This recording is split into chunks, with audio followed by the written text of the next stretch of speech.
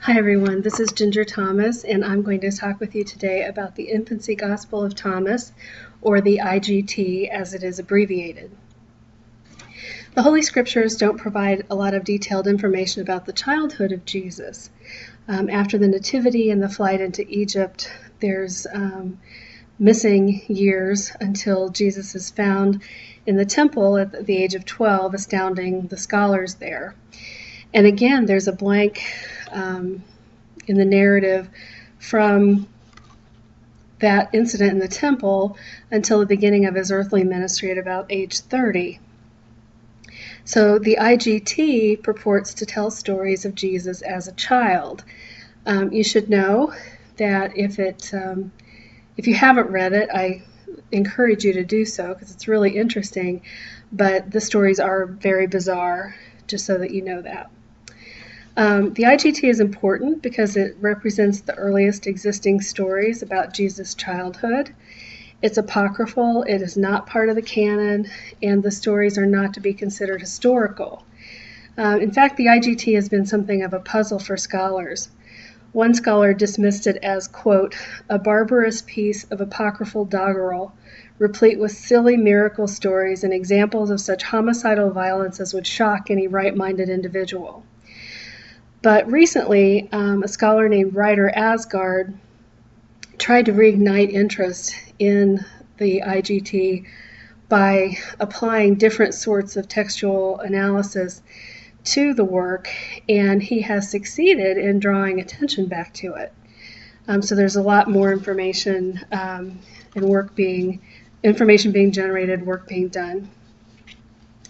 Who is the early church author of the primary source? Well, the IGT is attributed to Thomas the Israelite in a medieval Latin version of the text, but the biblical Thomas is very unlikely to have had anything to do with it.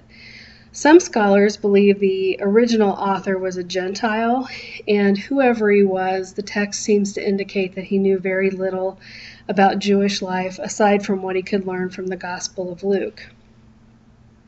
Scholars generally agree that the IGT was written in the mid to late 2nd century AD. The first time that we know that the text was quoted was by Irenaeus of Lyon in 185. The earliest possible date of authorship is in the 80s AD, because that's the approximate date of the Gospel of Luke, and the author of the IGT borrows the story of Jesus in the temple at age 12 from the Gospel of Luke. All that being said, scholars generally agree on a date in the mid to late 2nd century AD for authorship. There are two 2nd century documents, the Letters of the Apostles and Irenaeus Against Heresies, that refer to one of the stories about Jesus and his tutor. It's generally agreed that there was at least some period of oral transmission of the text, either wholly or as several different stories, before it was redacted and transcribed. So it is entirely possible that both of these documents and the IGT all refer to the oral versions of this story. It's not known what the original language of the IGT was, whether it was Greek or Syriac. There are surviving Greek manuscripts, but they all date after the 13th century, so that doesn't help. The earliest authorities are a Syriac version that's highly abbreviated from the 6th century, and a 5th century or 6th century Latin version that's never been fully translated. There are many different transcripts, translations, shortened versions, alternates, and parallels with slight differences. And the large number of texts make it difficult to know which was the original, which is the earliest, but the large number of texts also lets us know that this work was very popular during the High Middle Ages, when the text was copied and circulated widely. Copies were even found in Ireland. What is the main point of the work?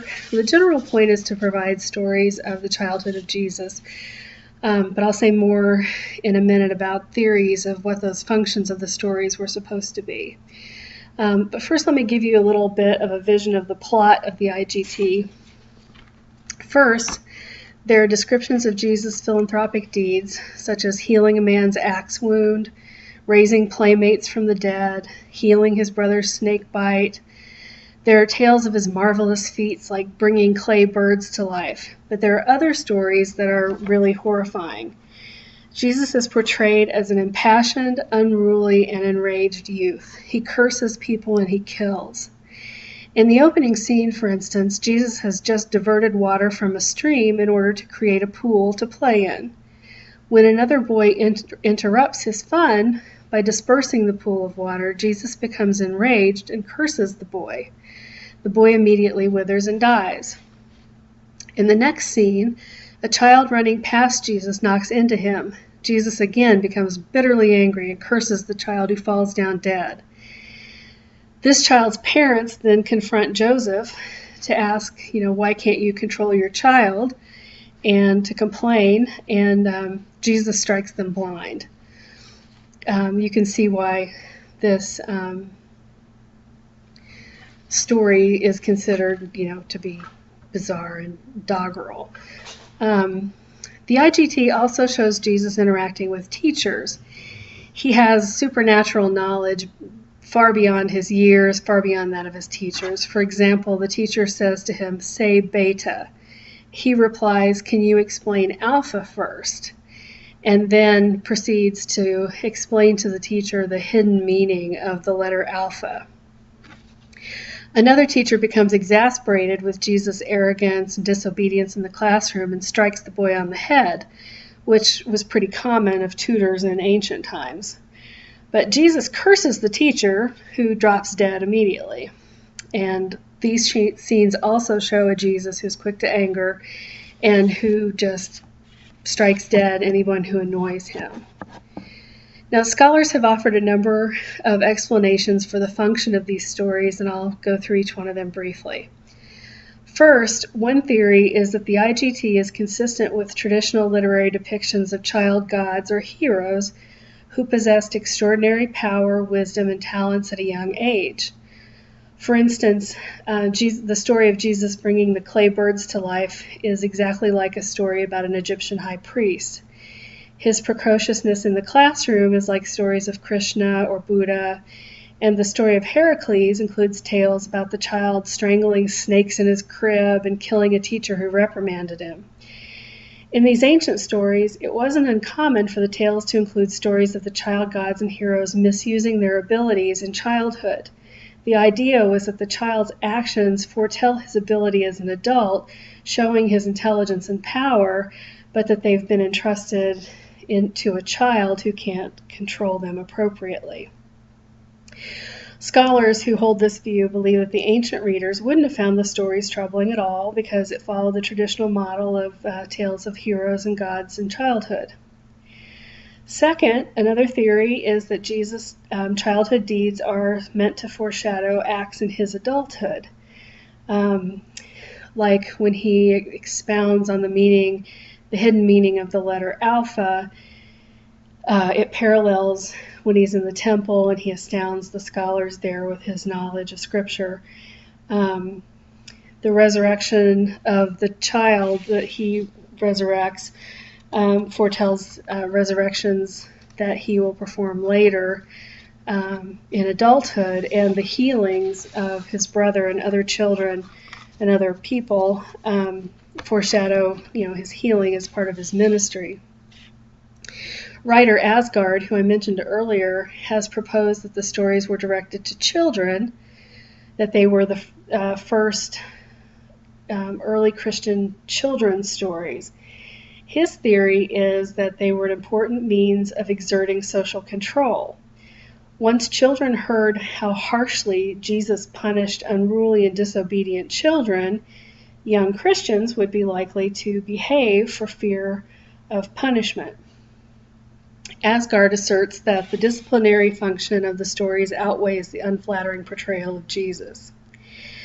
And finally, there's a scholar named Christy Upson-Saya, and she asserts that these arguments are not convincing at all, and that the reason she says that is because within the text, the characters react negatively to Jesus' behavior. They condemn him for his petulance, they condemn his retribution against others, and they criticize Joseph for being unable to control his son. In fact, the community finally asked the Holy Family to move out of the village to restore peace and to preserve their safety. Upsensaya believes that the stories were written by enemies of early Christians to discredit Jesus. However, she isn't really able to offer proof of this theory. Personally, I find it more convincing that the IGT was written in the style of other ancient hero stories. Jesus is shown to have wisdom beyond his years and superhuman powers, but as a child he's unable to control them.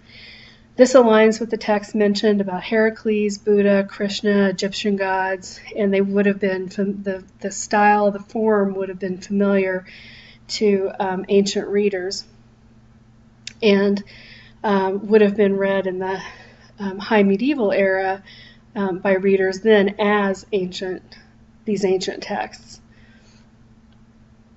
about child gods and heroes in childhood. Every once in a while you'll see somebody trot out the IGT under the guise of revealing to Christians the truth that's been hidden from them, that there's this secret gospel that tells the truth about Jesus' life. But that's just sensationalism designed to sell books. It's all marketing. It is a fascinating read, and like I said, I encourage you to pick it up, but scholars really don't believe it to be a credible story of Jesus' childhood. Thanks for watching. Appreciate your time.